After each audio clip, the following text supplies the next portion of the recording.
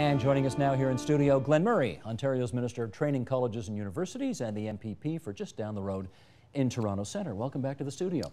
Every time I come here, I have a new job. Have you noticed that? Yeah, it is true. Yeah, you were the innovation guy last time. That's right. Okay, well, let's go through some of the rollout that you brought forward today. This is the tuition relief program that the Ontario government's announced, starting with a 30% tuition rebate for Ontario post-secondary students, eligible only to full-time undergraduate students whose families earn less than a household income of $160,000 a year. There's an annual rebate for qualifying college diploma students at $730 annually, an annual rebate for qualifying university or college degree students at $1,600. You estimate this will reach about a third of Ontario's 900,000 college and university students.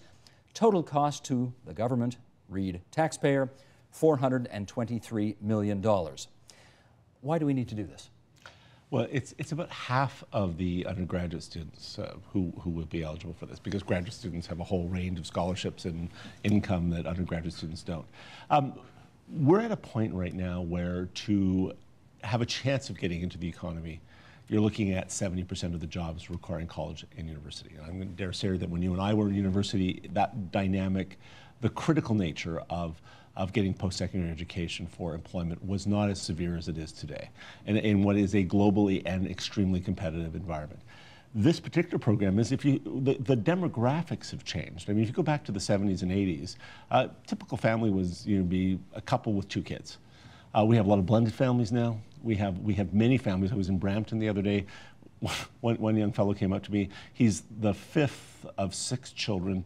All of his 4 siblings are already in college and university. Mom and dad are doing the math on the next 4 or 5 years of paying for now a 5th child in with grandparents at home, retirement savings, and trying to get the kids through school. Okay. So if you do the math, it's $1,600, $6,400 over the life of a degree per student. And if you've got 4 or 5 kids, you're looking 19, 20, 20 into quite a bit of money that we're helping families with.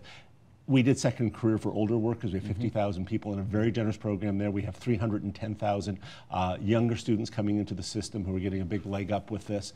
Within constrained budgets, we're doing as much as we can. Well, I want to pick up on that, because at a price tag of more than $400 million, and I saw, as did you, all over our newspapers today, Don Drummond saying the cuts are coming.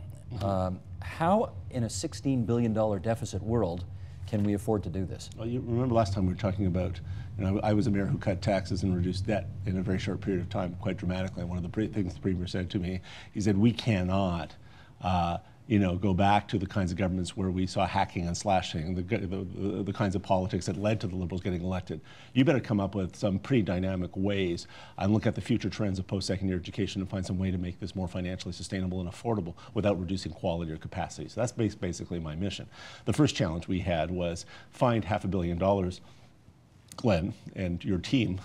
And so the Premier and I worked very carefully. We've come up with a series of reductions within expenditures, transfers. There's some positive bounce back for government because there's less indebtedness for students, which reduces some of our other costs. This is completely covered right now, Steve. The cuts have already been made to make this program. We have had some impacts. We've given up the tuition and technology technology and textbook grant. We've eliminated a lot of administrative costs. We've doubled up. We're using other infrastructure to deliver this program. We've had a few $100 million in reductions. I think we've done it in a very intelligent way, and there's some program replacements. So this isn't all new money. Okay, well, we've met that test already. This program has already been paid for without a single additional new dollar from taxpayers. In which case, the Canadian Federation of Students wonders why you haven't extended this to everybody across the board. Why just to lower income homes? Well, because it's not just lower income homes. $160,000, I think, brings in most of the middle class. It's the majority of Ontario families, because we made a commitment, and the Premier was very clear about this. The Premier, it's not across the board, though. They want it across the board to any student who wants to go. We didn't run on across the board. We ran on $1,600 for university students and $730 for college students, and we did it within the constraints that you just very clearly described up front of this interview. That's what we committed to do. That's what we can afford to do. That's what we're doing. We have the Ontario assistance grant, which gives really low-income families 50% off. We have Second Career that is very generous, $10,000, $20,000 for students trying to get back into the economy, middle-aged workers, middle-aged students. We're at about 475,000 students of the 600,000 undergraduate students that have some form of student aid or support program tailored to them. And this is a premier who has come back to Ontarians every time with a new way, an affordable way within our means of being able to deliver aid for students, not in a cookie cutter fashion, but particular to the times. I'm not sure, we got rid of the technology and textbook grant, which students were getting, because it was a great program 5 years ago. It's not relevant now. Second Career was a recessionary program for older workers.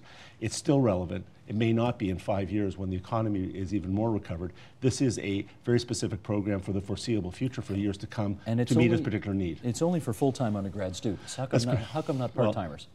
Well, most good PhD students actually get reasonable income. I was a fellow at University of Toronto. My residency here, Michael Ignatieff has taken over. I took over from Preston Manning and left it to Michael Ignatieff.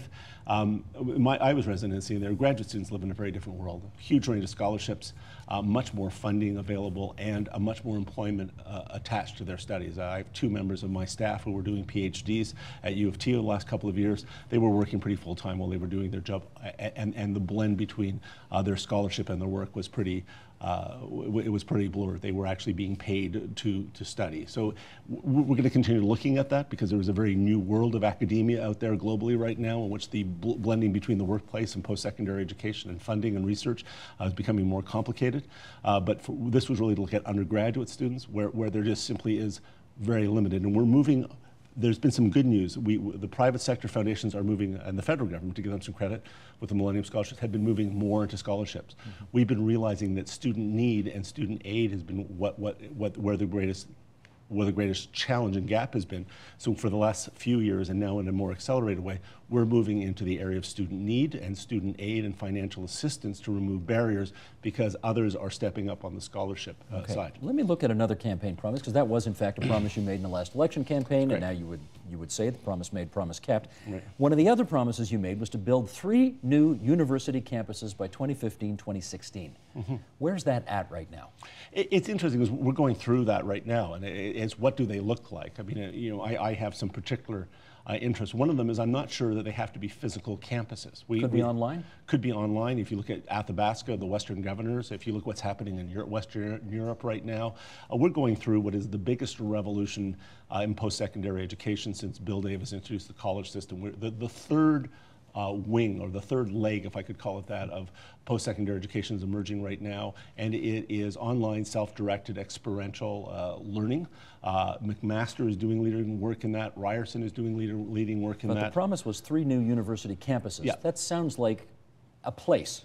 It does. It sounds like a place for students to go. Is it going to be that? I'm not sure. And one of them may end up looking something more like Athabasca University, which many people will be familiar with, one of the largest universities in Canada. It's a completely virtual university created by the government of Alberta. One of them may be, and a particular concern of mine is Aboriginal, First Nations, and Métis people. Half of the population of First Nations people in Ontario are under the age of 25. It's one of our fastest growing populations, rapidly urbanizing. We have some colleges, George Brown and others, doing some good work in that area, but on leadership, on governance, I think we've really failed First Nations people as a society in Canada. And I think, if you're in Attawapiskat and you're 14 years old, I'm not sure what the kind of future there is. And I'd rather have young Aboriginal people who are part of the urbanization process doing that by choice, keeping connected to their communities, and having campuses that are welcoming and not trespass to them. And I think that's one of the areas. We're also looking at meeting demand in communities where there is a lack of service. And it's really extending to try and get people, older workers, lifelong learning, and people who live in some suburban and emerging new cities in Ontario that don't have enough capacity. One of the questions we're talking to mayors about is, can you build a campus in every city, or do we need to look at more of the Western Governors US model, or the Athabasca model, what some of the Europeans are, which are integrated virtual campuses where there is a facility, but it's more of a learning lab installation for community support. Could they be private? Absolutely. I mean, we have 500 and I think probably over 600 private colleges right now who play a very, very, very strong role. We're trying to get into more of a definition. One of the challenges we have is a bit of mandate creep. We have some colleges who think they're universities, and some universities who sometimes behave like they're colleges. Some colleges sometimes behave like private career colleges. I really believe that we need to have universities with a very hard center about what universities are. They can have soft edges. Colleges that have a very clear focus of what they are with some soft edges, and private career college and what the private sector can do with a very hard center and edges. Because we need some clarity for funding and some for support in that area. Well, let me pick up on that, because a couple of months ago, David Trick, who's a higher education consultant, right, former assistant deputy minister in the Ontario Public Service, wrote this in the Star. Suppose we compare two new universities with 10,000 students, one teaching-oriented, the other based on the traditional model. A detailed financial analysis shows the teaching-oriented university could balance its budget while offering students classes that are 44% smaller than the traditional university. It could also offer lower tuition, saving students $2,000 over their 4-year programs. That's the difference that comes from having full-time faculty who spend less time on research, more time on teaching. Far from being too expensive, the teaching-oriented university would be a more affordable way to provide high-quality baccalaureate education for a growing number of students. What do you think? I'm not there. I'll tell you, I think the dynamism of discovery and knowledge assembly and creation is a critical part of the learning experience. I actually don't like some of the models. For example, Athabasca University, it would not be my choice because I think it's too sterilely, if I can use that word, a standalone virtual environment. It's where this all comes together where I think it gets exciting. So I have self-directed learning. I can have an experiential learning. I can do that online. But that liberates a lot of resources at a university like University of Toronto. So maybe my class sizes with a teacher is 12. I took an interesting course when I was in university with a guy named Michael Hogben, who was unfortunately shot in the terrible shooting at Concordia. He was a chemist. He taught at Lonergan College, a Jesuit specialized college within Concordia University, a course on Northrop Frye's literary criticism. The first half was on literary criticism. The second half of the course, and the second term, was on how chemistry through literary criticism. We learned chemistry through the eyes of a brilliant chemist through using literary scientific technique. And that's what it was, those kinds of courses that gave you a critical capacity to be a critical consumer of knowledge and information, turning it into wisdom. That was the start. I got 10 seconds left here, forgive me. 10 seconds left, which is enough time to ask you, where does the Minister of Training Colleges and Universities, which university or college did you graduate from? I didn't. I have 7 years of university. I've actually been a fellow and done instruction at the University of Toronto. I drove them crazy. But no degree? No, because I was in urban studies, and I spent 7 years. Jane Jacobs, and Mike Lazaridis, and a long list of others. But part of the reason is they wouldn't let me get credit for engineering courses, and when I was interested in city building, which I've spent most of my life at, I realized that if you didn't understand civil engineering, you weren't going to be much of a mayor. And I've always said to this day, I had one of the best educations, but I probably, for all of those self-learners out there, probably an interesting choice for a university's minister. You've got to go back and get your credits. Thank you, Glen Murray, Minister of Training Colleges and Universities.